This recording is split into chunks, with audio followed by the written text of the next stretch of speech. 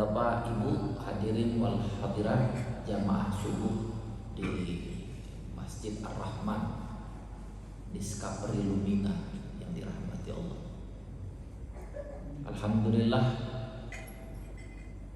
sampai detik ini kita dapat menghirup udara segarnya Allah. Setelah setiap malam saat tidur kita diwafatkan Allah.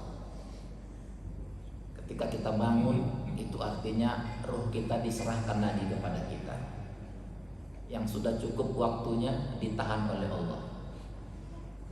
Jadi antara hidup dan mati itu dekat sekali.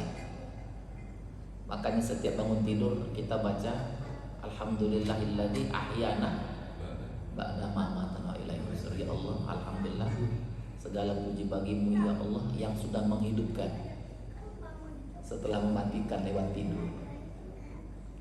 Jadi batas hidup mati itu dekat sekali. Nah, yang kita harapkan adalah setiap bangun tidur kita katakan, ya Allah, terima kasih atas sisa usia yang masih Engkau amanahkan. Hari ini Engkau hidupkan aku kembali setelah Engkau wafatkan aku. Jadikan setiap hari-hariku adalah hari raya bagiku ya Allah. Jadi seorang yang dekat sama Allah menjadikan hari-harinya itu adalah hari raya. Bagi mereka setiap hari hari baru. Sepanjang masih bisa menghirup udara segar, Allah berarti masih memberikan kesempatan untuk kita berbuat yang terbaik. Kalau sudah dipanggil Allah, jangankan datang ke masjid, angkat tangan gak bisa, zikir gak bisa, boro-boro mau baca Quran gak bisa, udah dipanggil Allah.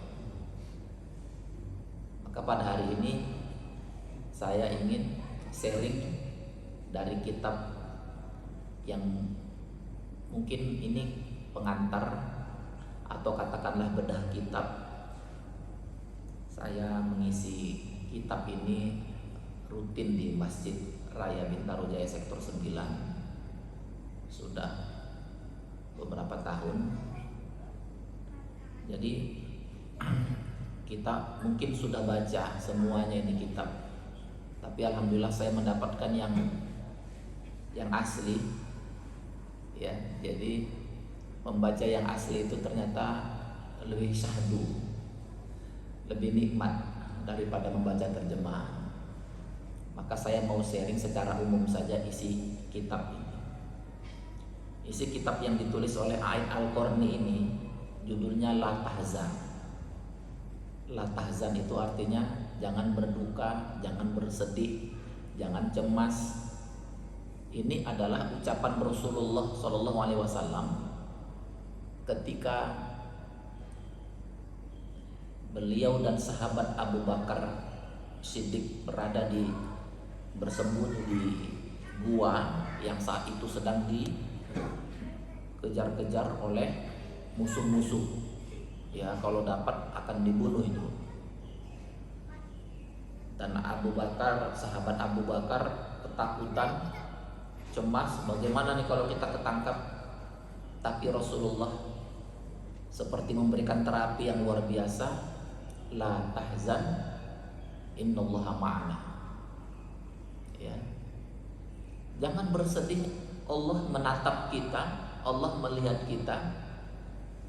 Kita sudah berusaha bersembunyi, kemudian urusan selanjutnya serahkan sama Allah.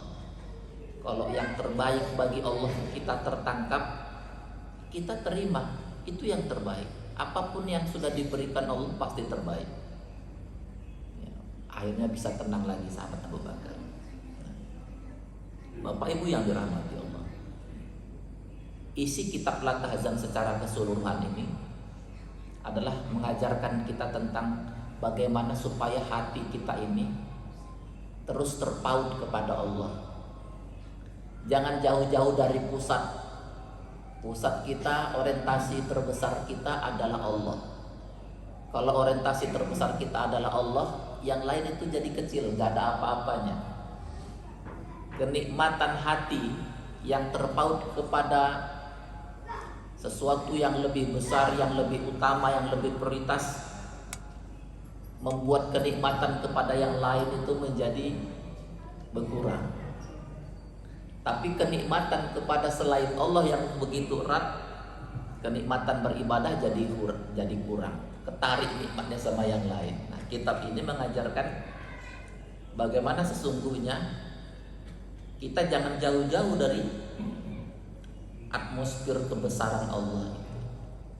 Merasa muraqabah, merasa ditatap oleh Allah, merasa dicintai oleh Allah itu penting. Itulah dalam ibadah-ibadah para kekasih Allah disebut dengan malam yaduk lam ya'rif. Yang gak pernah beribadah dengan rasa, yang gak akan pernah tahu. Ini diambil dari ayat-ayat Al-Quran yang menyebutkan a'udzubillahi minasyaitonir rajim. Bismillahirrahmanirrahim. Walladzina amanu asyaddu hubban lillah. Yang mengaku beriman kepada Allah asyaddu hubban, dipastikan akan bertambah-tambah cintanya kepada Allah. Kalau kita belajar bahasa Arab Bapak Ibu, ada namanya itu mafhum mukhalafah. Kadang-kadang harus dibalik. Ketika kita bicara definisi tentang ikhlas, harus dibalik. Lawan kata ikhlas apa? Riya. Riya itu apa? Mencari-cari pujian. Berarti kalau orang yang mencari puji-pujian itu ya bukan ikhlas. Harus dibalik begitu. Nah, kalau Quran mengatakan orang yang mengaku beriman asyad hubban, hatinya itu terus terpaut kepada Allah. Kalau dibalik, mohon maaf kan, berarti orang yang hatinya tidak terus terpaut kepada Allah, ini imannya ini dianggap masih rapuh sekali. Karena yang beriman itu asyad hubban. Makanya para kekasih Allah itu kalau mereka mendapatkan ujian, dapat masalah, justru mereka bersyukur. Seperti disebutkan dalam kitab ini. Kenapa bersyukur? Yang pertama, ketika Allah menguji kita, itu kan yang menguji kita adalah Allah yang sama, yang memberikan kita kemudahan, yang menghidupkan, yang mematikan kita, yang menggenggam ubun-ubun kita, yang mengatur urusan kita. Kenapa kok kalau datang ujian dari Allah kita tidak terima? Kan Allah yang datang dari Allah kan yang terbaik. Bahkan orang yang dekat sama Allah datang ujian lagi, dia bilang, ya Allah, aku tahu Engkau bisa membuat ujianku lebih berat. Engkau uji aku dengan sakit, tapi sakitku tidak lebih berat dari yang aku alami. Padahal mudah bagi Engkau membuat penyakitku lebih berat. Aku bersyukur atas sakit ini. Rugi dalam bisnis, ya Allah, aku tahu Engkau bisa membuat kerugianku lebih besar dari yang aku alami, tapi Engkau tidak buat lebih besar, padahal Engkau mampu. Bahkan diambil orang yang kita cintai, ya Allah, Engkau ambil satu dari yang aku cintai, padahal mudah bagimu mengambil sekali dua, sekali tiga. Maka aku bersyukur Engkau tidak mengujiku dengan yang lebih berat. Nah, itulah kalau hati terpaut sama Allah tuh. Kalau hati nggak terpaut sama Allah, masalah yang kecil-kecil jadi besar. Sedikit-sedikit depresi, sedikit-sedikit stres. Loh, kenapa begitu? Kita sudah punya terapi kok. Terapinya apa? Zikir. Terapi kita bisa baca la haula wala quwata illa billah. Kita bisa baca hasbunallah wa ni'mal wakil, ni'mal maula wa ni'man nasir. Apalagi ya. Atau kita bisa baca la ilaha illa anta subhanaka inni kuntu minaz zalimin. Maka kitab ini mengatakan ya, jangan mudah stres, jangan mudah depresi, ya, lapangkan dadamu. Di dalam surat Al-Insyirah yang kita baca, nah di kitab ini La Tahzan ini banyak mengulang-ulang inna ma'al usri yusra, bersama kesulitan ada kemudahan. Ternyata apa yang disebut bahagia itu Ya, bukan sebuah hasil saja. Kebahagiaan itu adalah sebuah perjalanan, sebuah proses.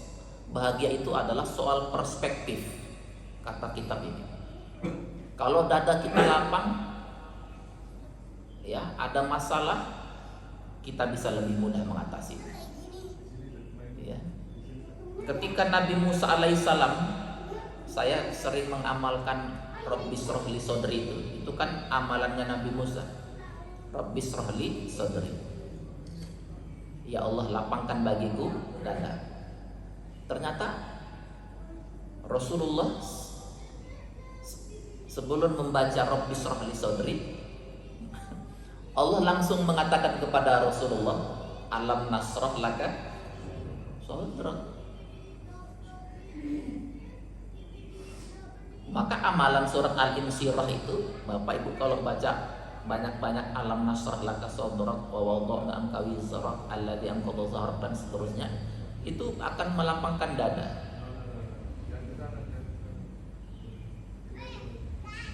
Kita akan menjadi seperti apa yang sering kita ulang-ulang. Ucapan kita ini akan menjadi realitas kita. Ucapan kita ini adalah perspektif, persangkaan, kelapangan dada kita. Maka ucapkan yang terbaik. Kita akan menjadi seperti apa yang sering kita ulang-ulang. Allah berfirman dalam hadis kursi misalnya, ana inda dhanni 'abdi bi. Allah berfirman, aku ini berdasarkan apa yang sering mereka katakan, yang mereka asumsikan, yang mereka persangkakan. Aku itu.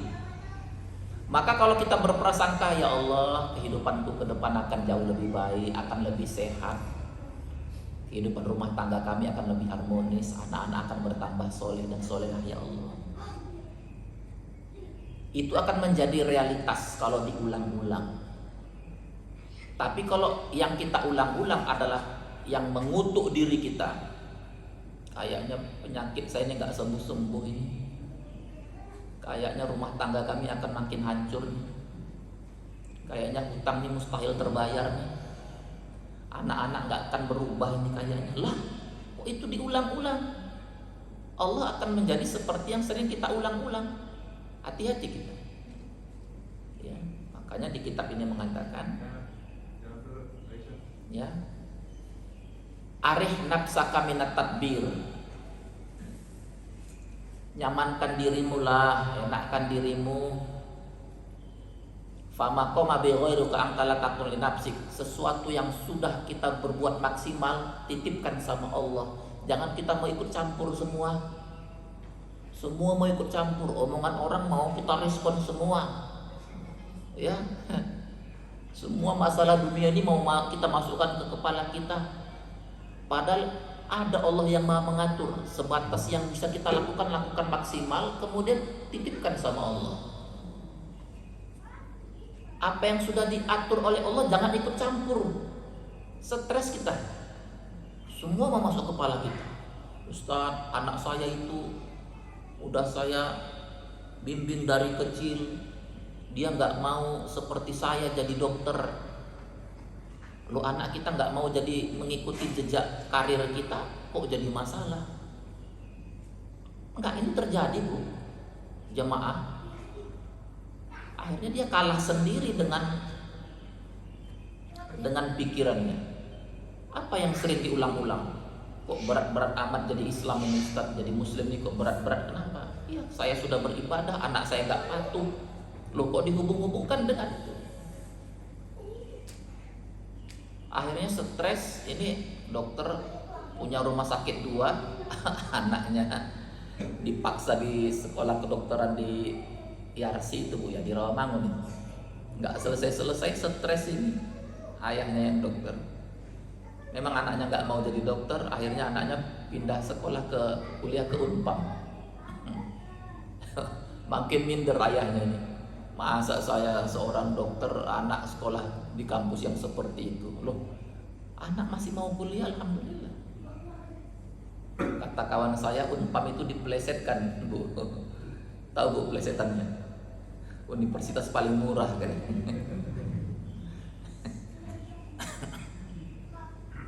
Akhirnya ngomong sama anaknya, pokoknya kalaupun aku nanti mati, jangan lihat jenazahku, jangan antar jenazahku. Gara-gara itu aja itu. Ngomong kemana-mana anakku tuh nggak bisa diatur itu. Stres Pak. Kok berat-berat amat jadi muslim ini, itu diulang-ulang terus. Ujung-ujungnya karena dia ini pengurus di masjid, istrinya telepon ke orang masjid, tolong ke rumah suami saya kumat. Ada apa? Datang. Mohon maaf, true story. Udah pakai, mohon maaf ya, udah pakai kalung salib aja itu. Lah ini buah dari yang sering diulang-ulang. Kok berat-berat amat jadi muslim ini. Ya, udah saya ibadah, anak seperti ini. Orang masjid datang udah pakai kalung. Stres. Minggu depan nelpon lagi istrinya, tolong suami saya kumat lagi. Datang orang-orang masjid,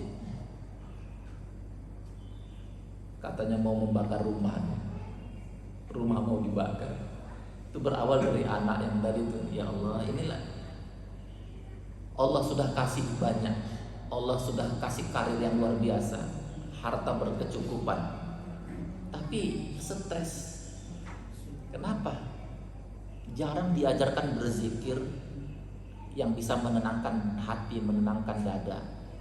Ya, dia lupa ya bahwa Allah yang memberikan ujian, Allah yang sama yang memberikan kemudahan. Persoalannya siapa di antara kita yang tetap istiqomah, yang mengatakan ilahi anta maksudi, engkau tujuanku terbesar ya Allah. Waridho kabat telubi, aku nggak mengharap ridho dari manusia, aku hanya mengharap ridhomu ya Allah. Apalah artinya jabatan, apalah artinya popularitas, apa artinya pangkat kalau engkau nggak ridho ya Allah. Kan gitu ya Bu. Banyak tapi menggelisahkan, ya, sedikit tapi membahagiakan. Kita pilih yang mana? Belum tentu juga itu. Yang pejabat, yang populer, itu seterusnya seperti itu. Banyak orang yang dihinakan Allah karena punya pejabat, karena punya jabatan. Yang dihinakan Allah oleh Allah karena punya gelar. Jadi nggak ukuran. Makanya kitab ini mengatakan, kitab Al-Hazan ini mengatakan, jangan selalu pingin jadi orang lain, pingin jadi orang, melihat orang lain enak ya dia begitu, enak ya dia begini. Loh, Allah yang memberikan kepada kita sampai hari ini apa bukan yang terbaik?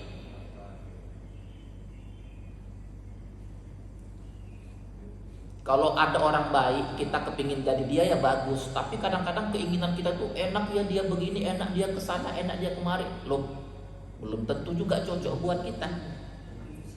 Makanya kitab ini selalu mengulang-ulang a'udzubillahi minasyaitonirrajim, firman Allah itu, asa antakrahu syai'an wa huwa khairul lakum. Kata Allah, boleh jadi engkau nggak suka sama sesuatu, itu baik buatmu. Wa asa antuhibbu syai'an wa huwa syarrul lakum, yang kau sukai, yang kau idam-idamkan justru buruk buatmu. Wa huwa ya'lamu wa antum la ta'lamun. Allah yang tahu, kau tidak tahu. Jadi di sini kalau pakai PowerPoint nggak ada ini, slide-nya ada Pak ya? Ada ya? Oh. Kitab yang saya bedah sudah saya buat PowerPoint-nya itu. Saya tidak pakai hari ini karena baru pengantar saja. Ya. Itu ada sampai 400 subjudul. Ya, kitabnya tebal. Biasanya saya kalau sampaikan itu setiap pertemuan ada 7 supaya habis yang 700 itu. Jadi setiap pertemuan ada 7 poin. Jadi nggak apa-apa, ini baru pengantar saja. Katanya dalam kitab ini, tadi yang pertama itu ya, kalau mau bahagia kata kitab ini, apa yang dipilihkan oleh Allah setelah kita berusaha, Allah kemudian memilihkan kepada kita itu yang terbaik. Itu prinsip. Mau urusan intelektual, intelijensi, IQ, jangan kita merasa saya minder, itu dia IQ-nya jenius-jenius. Loh, yang diberikan Allah kepada kita memang cocok untuk kita. Kalau kita jadi jenius belum tentu ukuran kemuliaan. Banyak orang semakin jenius semakin ateis kok. Makin jenius mempermainkan, membolak-balikkan hukum kok banyak. Jadi bukan ukuran kemuliaan. Yang dikasih Allah seperti yang kita punya sekarang itu yang terbaik. Maka rumusnya apapun yang diberikan Allah itu pilihan Allah, pilihan yang terbaik. Kalau Allah yang sudah memilihkan untuk kita, kenapa kita minder dengan orang lain? Saya juga dulu sebelum tahu ini ya minder juga. Sejak sekolah kagum juga sama orang yang jenius-jenius itu. Ya. Belajarnya sebentar tapi udah langsung nempel di sini. Pernah saya, ya Allah, saya kok nggak sejenius dia.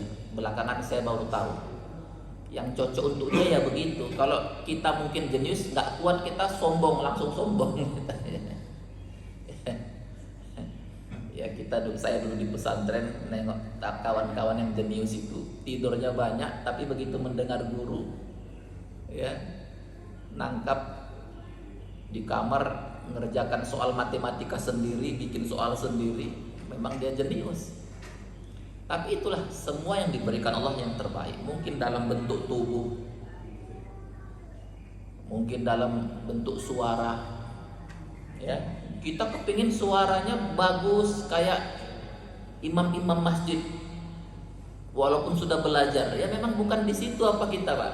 Ada orang yang udah belajar belasan tahun nggak sebagus menjadi imam.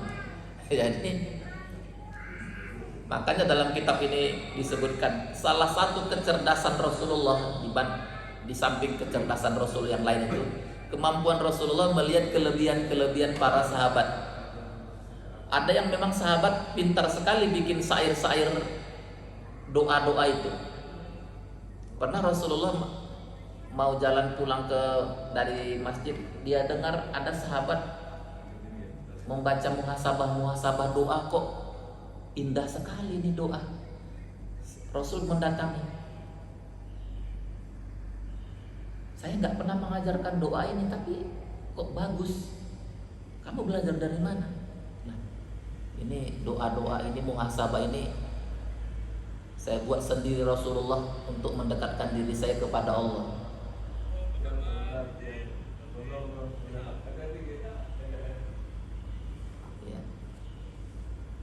Bagus ini doa.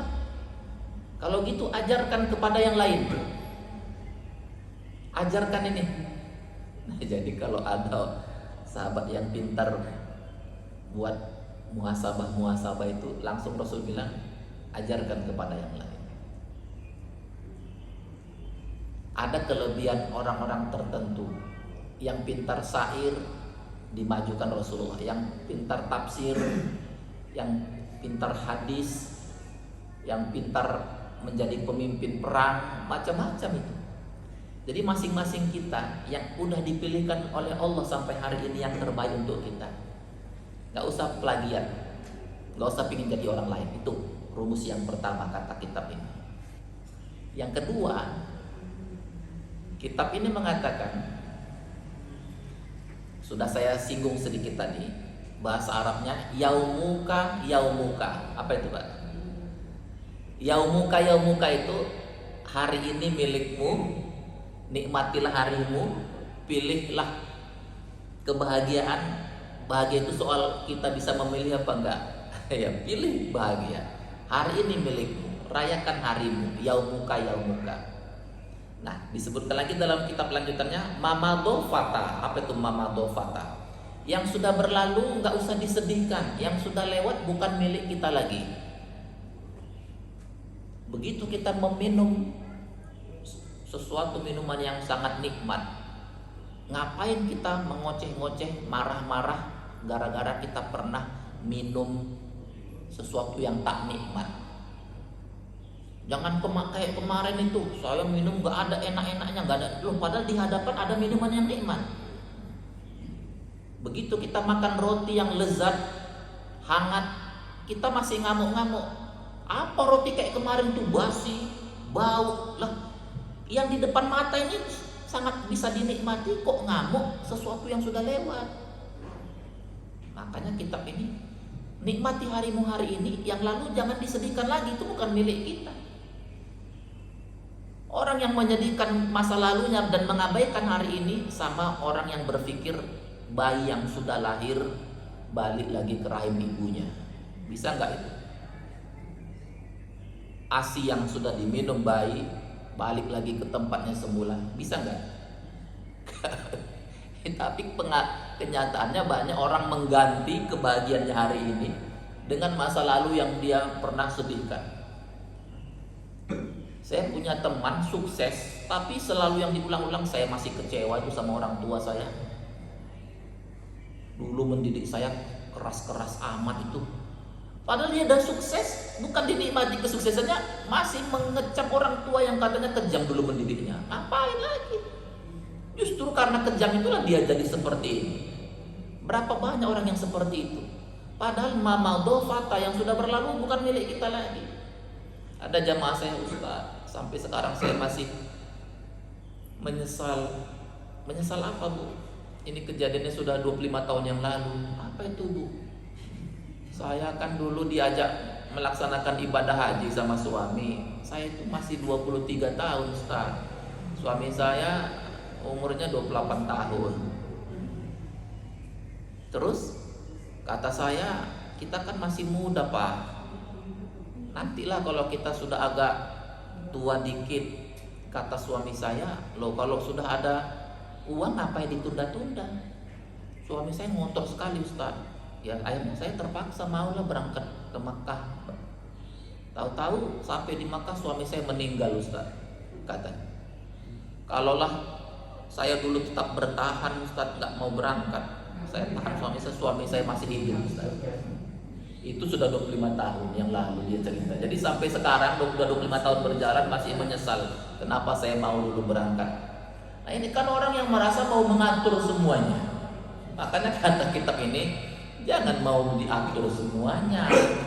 Ya. Apa bahasa Arabnya itu? La tahmil al-qurrah al-ardiyah fi ra'sik, gitu kalimatnya.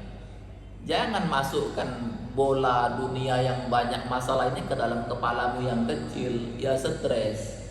Ya, kita kan kebanyakan langsung responsif, langsung reaktif tanpa kita melihat yang menguji kita dengan kesulitan adalah Allah yang sama yang memberikan kemudahan. Allah cuma mau melihat, ya, masih kuat enggak? Sabar enggak? Ingat aku apa enggak? Kan gitu. Makanya dalam kitab ini kadang-kadang dibuat kita sakit. Dalam sakit itulah kita jadi merasakan kekhusyukan dalam doa-doa kita.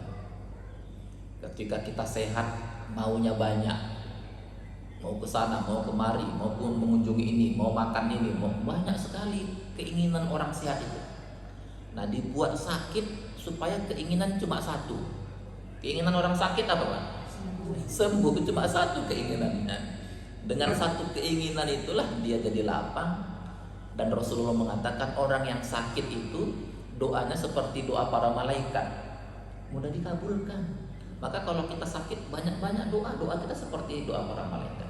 Dan yang luar biasanya Rasul mengatakan, kalau kita sakit, di samping kita mendoakan yang sakit, kita juga minta doa dari mereka. Kan kita kadang lupa kan, minta doa dari orang yang sakit, doanya itu dikabulkan. Itulah manfaatnya sakit. Makanya jangan depresi mentang-mentang sakit.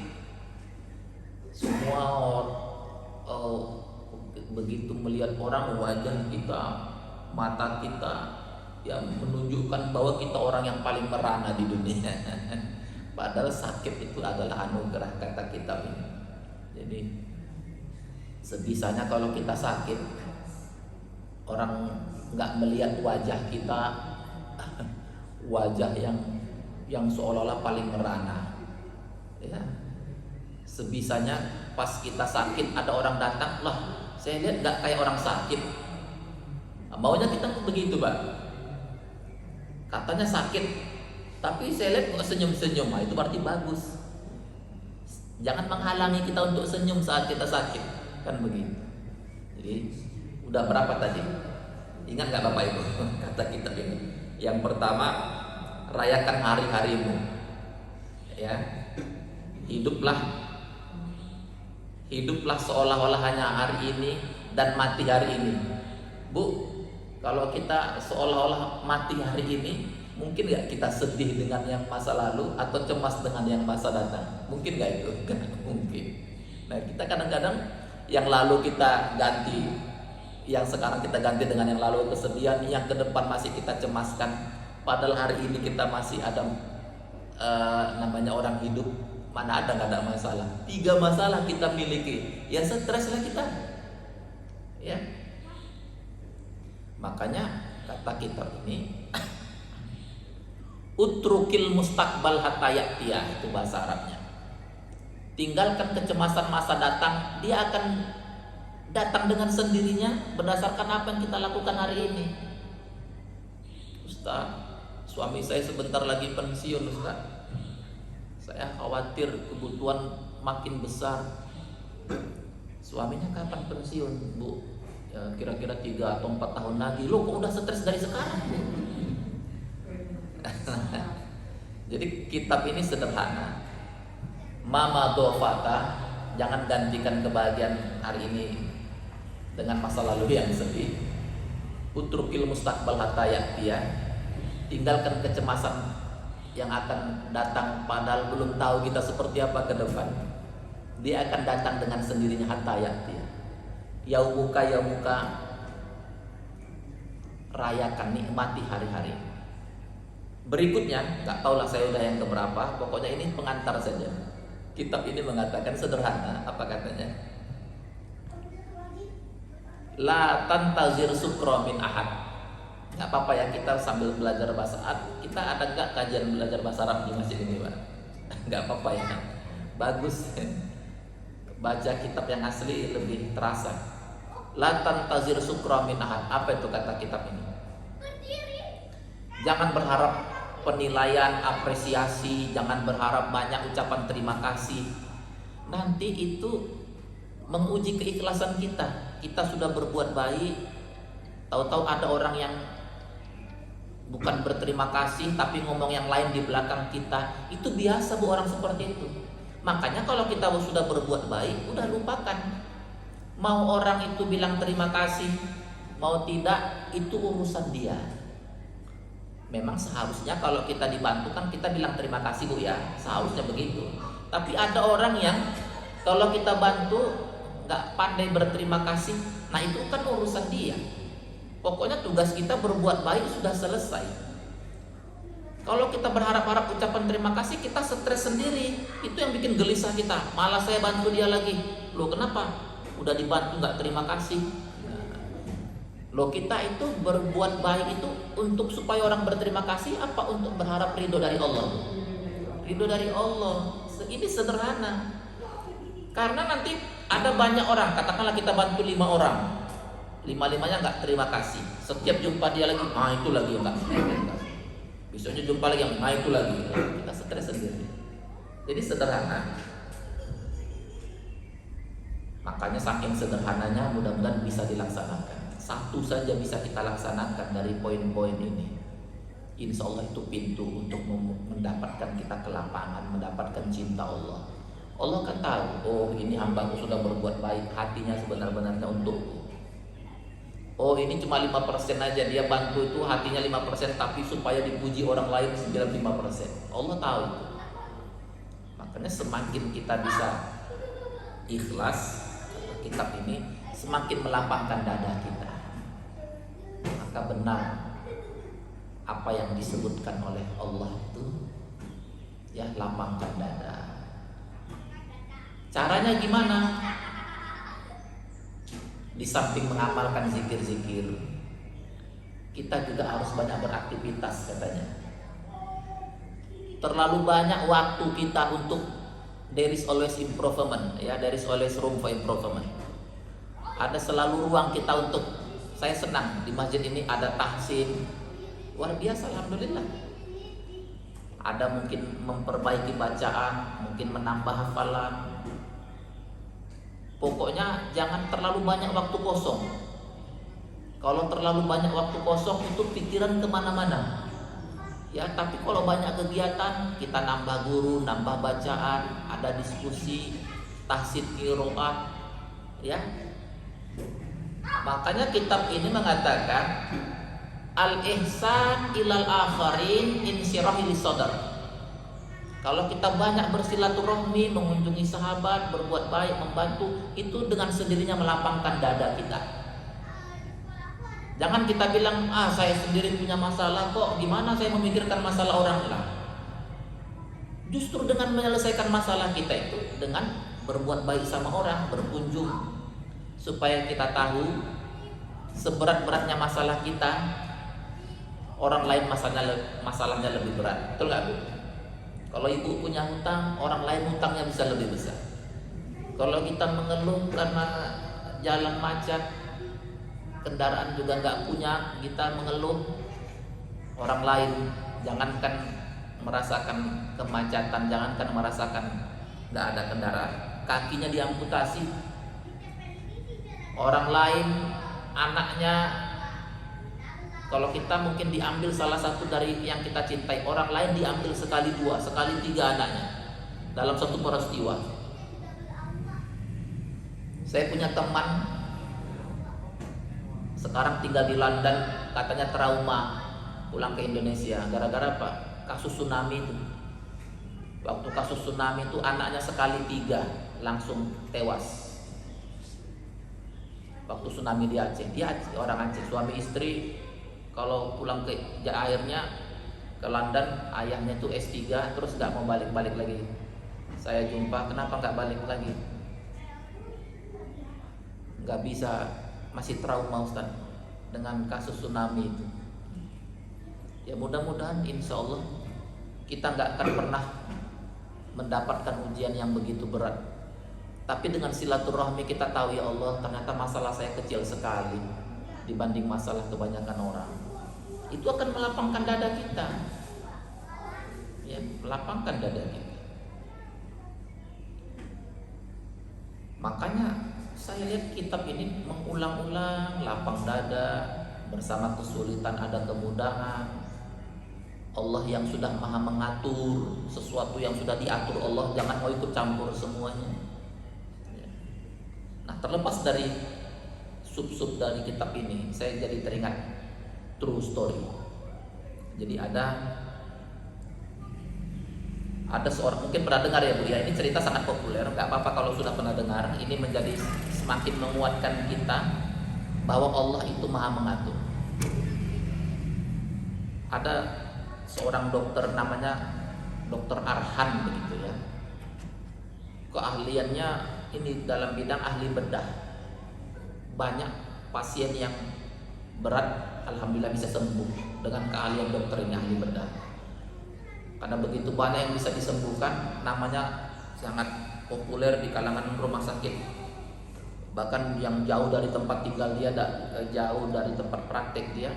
Suatu hari Dokter Arhan ini diundang sebuah di rumah sakit yang membutuhkan bantuan dia. Dan untuk ke sana itu harus naik pesawat. Ternyata baru take off pesawat mengalami turbulence yang sangat berat. Pesawat akhirnya mendarat darurat di tempat yang masih jauh untuk dituju. Dokter gelisah, aduh saya ditunggu-tunggu, gimana nih? Pihak bandara bilang, wah ini pesawat harus diperbaiki paling tidak 16 jam. Dokter ini makin gelisah, waduh gimana saya dibutuhkan. Kemudian kata dokter, gimana saya ini ya, apa solusinya? Rupanya pihak bandara bilang, kalau mau naik darat silakan, Bapak mau kemana? Disebutkanlah tempatnya. Lah kalau naik darat ini 4 jam sampai, daripada menunggu 16 jam pesawat diperbaiki. Ya udah, singkat cerita, Dengan semangat dokter tadi pun melanjutkan perjalanan drivingnya. Ya. Baru 1 jam naik kendaraan tadi, itu cuaca luar biasa, hujan deras, petir, gelap, deras sekali. Ternyata arah mobil itu berbeda arah 180 derajat dari yang dituju. Karena gelap tadi, paksa kali tadi. Waduh, singkat cerita mobil masuk ke pelosok-pelosok kampung gitu. Udah, kan ada supirnya itu. Kita berhenti di sini. Saya mau masuk ke salah satu rumah di kampung sini, mau nanya nomor telepon. Rupanya begitu diketuk-ketuk pintu, assalamualaikum, waalaikumsalam, ada seorang ibu buka pintu. Kata dokter tadi, Bu, bisa nggak saya numpang untuk telepon? Saya lagi ditunggu-tunggu. Walah, di sini nggak ada telepon, Pak. Masuklah dulu, masuk. Bapak kan ibnu sabil, Bapak kan musafir. Saya harus bantu Bapak, masuklah. Ya, jadi begitu masuk, dia siapkan makanan, macam-macam apa yang bisa dilakukan oleh si ibu tadi. Saya singkat cerita, habis makan itu dokter bilang, kenapa ibu mau membantu saya? Baru datang, baru jumpa, pertama kali jumpa. Lah, itulah yang saya lakukan selalu. Ternyata kalau saya bantu banyak orang, saya bahagia, doa saya banyak dikabulkan. Mungkin karena itulah saya merasa semua doa saya dikabulkan Allah, karena saya membantu. Apalagi doa dari musafir seperti Anda. Tapi si ibu tadi bilang begini, satu doa yang belum dikabulkan Allah, walaupun doa yang dikabulkan ada satu doa. Apa itu? Ya, di kamar saya terbaring anak saya sakit berat. Udah banyak saya ke rumah sakit, banyak ketemu dokter. Dokter itu selalu bilang penyakit ibu ini bisa disembuhkan oleh dokter ahli. Ibu temuilah dokter ahli itu, namanya dokter Arhan. Saya nggak memungkinkan untuk bisa bertemu sama dokter Arhan yang jauh. Itulah doa saya dalam seminggu ini, supaya Allah mengabulkan saya, bisa saya datang menjumpai dokter Arhan itu untuk menyembuhkan anak saya. Itu saran dari banyak dokter. Dokter tadi kan jadi terkejut, ya Allah ibu, saya lah dokter Arhan itu, Bu. Wah, ternyata inilah rahasia pesawat saya mendarat darurat, mobil saya tersasar kemari, itu karena doa ibu ini supaya saya bisa datang ke rumah ibu ini. Ya Allah, si ibu tadi kan kaget, tadi ada ini dokter Arhan itu. Ya iya. Akhirnya dua-dua sujud syukur. Ya Allah, inilah Allah yang mau mengatur itu. Singkat cerita, anaknya pun alhamdulillah disembuhkan oleh sang dokter. Kisah-kisah seperti ini banyak sekali. Inilah petunjuk. Makanya kita jangan mudah stres, mudah depresi. Ya Allah yang maha mengatur. Kalau Allah sudah maha mengatur, jangan kita sedikit-sedikit cemas, sedikit-sedikit depresi. Ya. Makanya kita ini selalu mengatakan seperti itu. Jadi Bapak Ibu yang dirahmati Allah,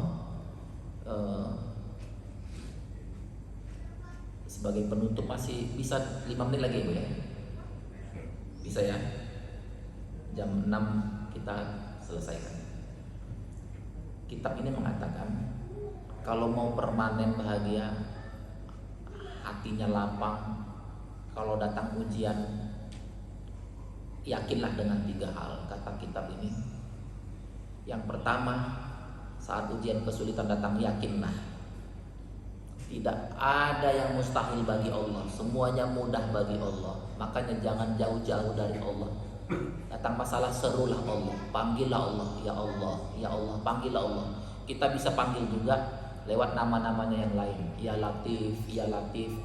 Latif itu kan artinya lembut, tapi bisa dimaknakan Allah itu maha peka, Allah itu maha sensitif. Sedikit doa kita yang betul-betul hadir dari dalam hati yang terdalam, Allah langsung menunjukkan kekuasaannya. Mungkin bagi kita mustahil, bagi Allah ada nggak yang mustahil?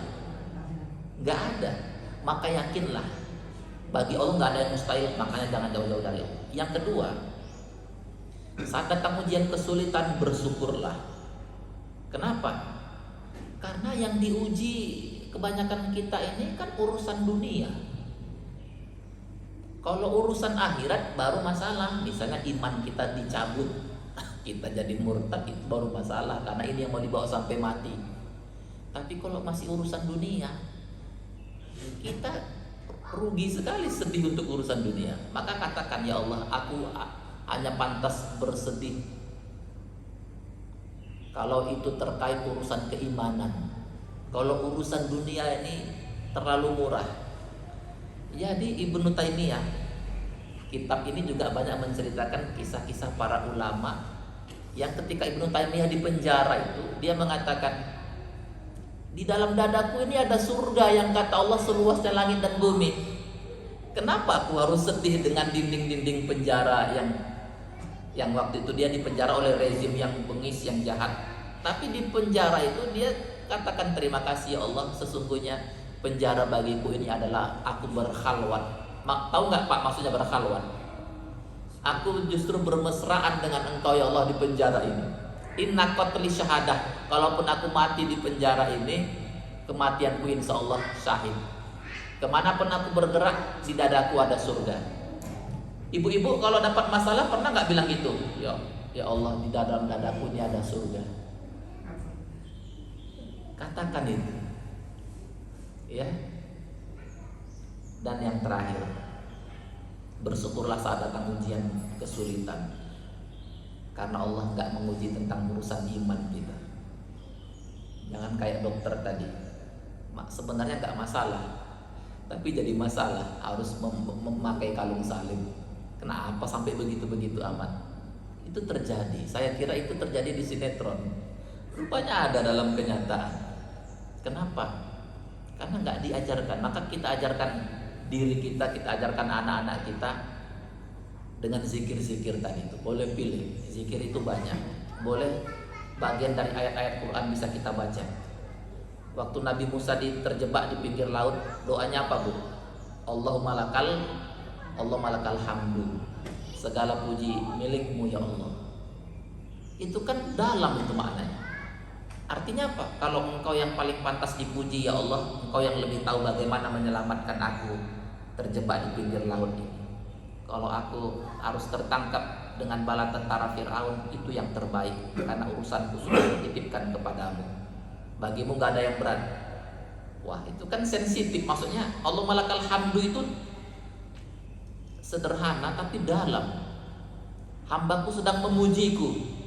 Kira-kira Allah ini mengatakan, aku sudah dipuji hambaku, kenapa aku tak menolong hambaku? Kata Allah, yang terbaik bukan kau tertangkap ya Musa, yang terbaik engkau pukulkan aja tuh laut dengan tongkatmu itu. Laut aja bisa dibelah kok, apalagi cuma masalah kita, kecil sekali masalah kita ini. Apa Allah yang membantu Nabi Musa itu Allah yang beda dengan Allah kita? Kan sama. Jadi makanya kitab ini betul-betul semakin saya baca, cara kita memaknai hidup ini jadi lebih lapang. Ya, jadi lebih lapang. Dalam keadaan apapun seorang muslim itu kata Rasulullah pasti beruntung. Ya, saya kira itu poin-poin yang sedikit dari kitab Latahzan ini. Pokoknya jangan merespon seluruh pembicaraan orang. Ya. Jangan berharap ucapan terima kasih, capek. Jangan mengganti kehidupan yang bahagia hari ini dengan masa lalu katanya. Jangan cemaskan masa depan, nikmati harimu. Itu baru sedikit poin dari kitab-kitab ini. Saya senang kalau kitab Latahzan ini menjadi salah satu bahasan yang bisa kita praktekkan dalam kehidupan kita sehari-hari. Ya, saya kira itu aja Bapak Ibu yang bisa saya sampaikan dari kitab Latahzan. Kalau nanti bisa berjumpa lagi, saya bawa kitabnya, kita bisa sama-sama, karena potongan-potongan materi itu udah saya buat poin-poinnya. Nggak, saya pikir kadang-kadang dengan poin-poin bisa lebih cepat memahaminya karena langsung ada kitab. Sebelum kita tutup dengan doa, silakan Bapak Ibu, mungkin ada yang mau ditanyakan soal kitab ini. Silakan Bapak Ibu. Nanti kita tutup dengan doa. Ustaz, Ya, silakan. tadi kitab atasan itu tadi. Ya. Apakah itu kita bisa baca sendiri terus mengartikan sendiri? Oh, iya. Atau harus ada bimbingan dari orang lain? Tentu saja itu bisa dibaca sendiri, bisa, karena kitab Latahzan ini kan begitu bagusnya, udah diterjemahkan ke 40 bahasa Pak, termasuk bahasa Indonesia. Nah, yang saya sampaikan ini karena memang saya biasa di perguruan tinggi mengajar, udah saya buat silabus dan saya tambah-tambahkan dengan dalil-dalil Qur'annya, dalil hadisnya, saya tambahkan kisah-kisahnya. Jadi sebenarnya yang saya kembangkan itu saya tambahkan dengan kitab-kitab yang lain. Ada kitab Al-Hikam, ada Risalah Qusairi, ada Ihya Ulumuddin. Saya gabung-gabungkan karena memang dia tak bisa dipisah-pisahkan dari kitab-kitab tentang bagaimana kita dekat sama Allah. Jadi bisa Pak, sangat bisa. Ya, sangat bisa. Orang kitab ini bestseller, rame dan banyak sekali dibahas. Cuma yang saya gunakan kan memang kitab asli bahasa Arab. Yang saya buat poin-poinnya juga copy paste langsung bahasa Arabnya. Jadi bagus juga kalau ada variasi pemahaman. Namanya kita kan Pak terus berkembang. Begitu kita baca pertama biasa, tapi begitu kita baca lagi yang kedua, loh kok semacam ada inspirasi. Ya, jadi tentu saja Bapak bisa memahami sendiri. Ya, kalau yang saya jelaskan sedikit mungkin ada tambahan-tambahan dibandingkan dengan kitab-kitab yang lain.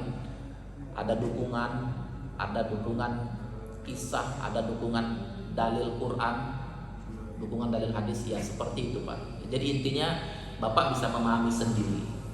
Ya, saya kira begitu Pak bisa saya sampaikan. Kita tutup dengan doa ya Pak ya. Baik, Bapak Ibu mari sama-sama kita tutup dengan doa. Mudah-mudahan Allah Subhanahu wa taala menyayangi kita, menjaga kita, membuat kita tetap istiqomah di dalam mencintai syariat yang sudah diberikan kepada kita. A'udzubillahi minasyaitonir rajim. Bismillahirrahmanirrahim. Allahumma shalli ala Muhammad wa ala ali Muhammad. Ya Alim, ya Latif, ya Qahar, ya Aziz, ya Ghaffar, ya Ghani. Ya Allah, dengan nama-namamu ya Allah, kami panggil Engkau. Engkaulah yang maha menentukan hidup dan mati kami. Engkaulah yang menentukan nasib dan takdir hidup kami ya Allah. Kami bermohon kepadamu ya Rabb, takdirkan kepada kami takdir yang terbaik. Beribadahlah kami dengan ibadah yang paling kau sukai. Tambahkan rasa syukur, tambahkan rasa khusyuk dalam hati kami, sehingga ada kesyahduan, ada kenikmatan dalam ibadah-ibadah kami. Ya Allah ya Rabb, kami sadar di sisa-sisa usia yang masih kau amanahkan kepada kami. Hati kami kadang-kadang begitu cenderung kepada dunia. Jadikan ya Allah hati kami hati yang juga terpaut kepadamu ya Allah. Janganlah kecintaan kepada dunia yang berlebihan membuat ibadah kami tak kunjung khusyuk. Ampuni kami ya Allah, jika sampai setua ini kami masih banyak melakukan kelalaian-kelalaian ya Allah. Banyak dosa-dosa yang kami lakukan. Karena itu kami mengadu kepadamu ya Allah. Seberat, sejahat, sebanyak apapun dosa-dosa yang pernah kami lakukan, ampuni kami ya Allah. Kasih sayangmu jauh lebih besar daripada murkamu. Kami datang kepadamu dengan penuh harap. Kalau bukan kepadamu, kepada siapa lagi kami mohon ampun ya Allah. Kami bermohon kepadamu ya Allah, agar kami bisa menjadi orang tua yang terbaik bagi anak-anak kami. Jadikan anak-anak kami, anak keturunan kami juga menjadi anak yang dekat kepadamu ya Allah. Jadikan anak-anak kami anak-anak yang soleh dan solehah, anak-anak yang rajin mengangkat tangannya buat kami, berdoa untuk kami orang tuanya ya Allah, baik saat kami masih hidup maupun saat nanti sudah Engkau panggil. Allahumma rabbana innaka antas samiul alim wa tub alaina ya Allah innaka antat tawwabur rahim. Allahumma rabbana na'udzubika minal hammi wal hazan wa na'udzubika minal ajzi wal kasal wa na'udzubika minal jubni wal bukhli wa na'udzubika min ghalabatil dain wa qahri rijal. Rabbana atina fid dunya hasanah wa fil akhirati hasanah wa qina adzabannar. Walhamdulillahi rabbil alamin. Billahi taufiq wal hidayah wa bihi nasta'in. Wassalamualaikum warahmatullahi wabarakatuh.